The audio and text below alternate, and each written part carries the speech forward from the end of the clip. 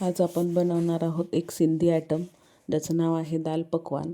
तर मी त्यासाठी ही चना डाळ 2 तास भिजत घातली होती रेग्युलर नॉर्मल पाण्यामध्ये. आणि त्यानंतर 2 तास झाल्यानंतर मी अशी बॉईल करायला टाकत आहे पातेल्यामध्ये नॉनस्टिकच्या. बॉईल करत असताना त्यात थोडीशी हळद आणि जिरे पावडर घालणार आहे मी. कुकरला काही लावत नाही आहे कारण कुकरला डाळ फाटल्या जाते आणि तेवढी छान चव पण लागत नाही, म्हणून मी पातेल्यातच शिजत घालणार आहे. त्यानंतर डाळ शिजून झाली आहे आणि माझी तडक्याची तयारी चालू आहे. तर मी वरून फक्त मिरचीचा आणि कांद्याचा वगैरे लसूण कांद्याचा तडका देणार आहे. मी बाकी सगळं त्यातच घातलेत बाकी इन्ग्रेडियंट्स डाळीमध्ये. आणि ही काही साधी डाळ असते, म्हणजे खूप जास्त मसाला किंवा त्याचा काही स्पेशल मसाला सांबार पावडरसारखा असा नसतो. मी पहिल्यांदा डाळच करून घेतली आणि डाळ बॉईल करेपर्यंत मी पीठ मळून घेतलं होतं पकवानचं.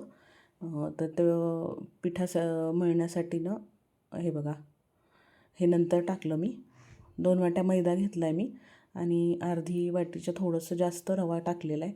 रव्यामुळं खुसखुशीत होतात म्हणून असं प्रमाण घेतलेलं आहे मी. नुसता मैदा पण चालतो, गव्हाचं पीठ पण चालतं, पण मुलांना मैद्याच्या आवडतात किंवा आणखी जास्त दिवस टिकतात मैद्याच्या, म्हणजे राहिलं 3-4 दिवस तरी, म्हणून मग मी मैद्याच्या बनवल्यात. गव्हाच्या पिठाच्या कसं 2-3 दिवस झाले की धपक लागतं. हे आपण स्टॉकमध्ये पण करून ठेवू शकतो पकवान. आणि नंतर काय मग चटण्या तर आपल्याकडे असतातच. याची चिंचेची चटणी आणि पुदिन्याची चटणी लागते त्याला वरून घ्यायला. तर अशा प्रकारे मी पीठ घेतलं आहे, प्रमाण बघितलं असेल तुम्ही. थोडेसे जिरे घातलेत त्यामध्ये आणि हे पण घालते मी ओवा पण थोडासा, म्हणजे पोटासाठी मैदा हार्ड असतो ना पचायला, म्हणून थोडासा ओवा पण घालते मी. चवीप्रमाणे मीठ घालायचं आणि घट्ट असं मळून घ्यायचं ते.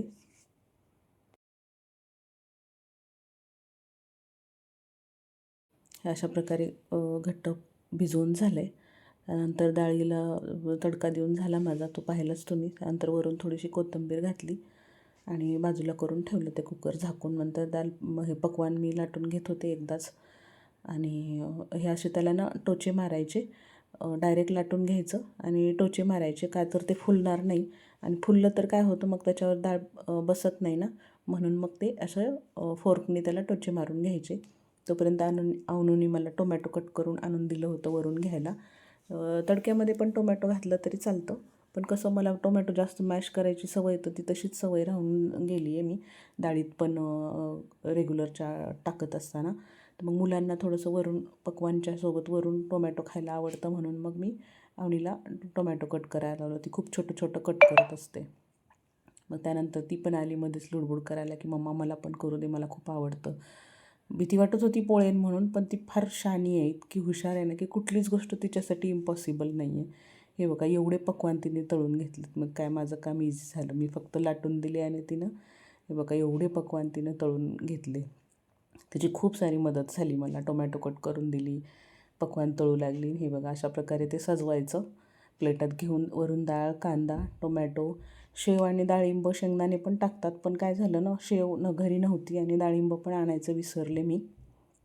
तर मग फक्त कांदा आणि टोमॅटो, चिंचेची चटणी आणि हिरवी चटणी तेवढी टाकली आणि तो आधी खातो आहे आता. तर चला, तर मग कसा वाटला तुम्हाला हा व्हिडिओ दाल पकवानचा, आणि तुम्ही पण नक्की ट्राय करा. व्हिडिओ आवडला असेल तर व्हिडिओला एक लाईक नक्की करा, चॅनलला सबस्क्राईब करा, शेअर करा. भेटूयात उद्याच्या ब्लॉगमध्ये. तोपर्यंत व्हिडिओ पाहिल्याबद्दल धन्यवाद. बाय.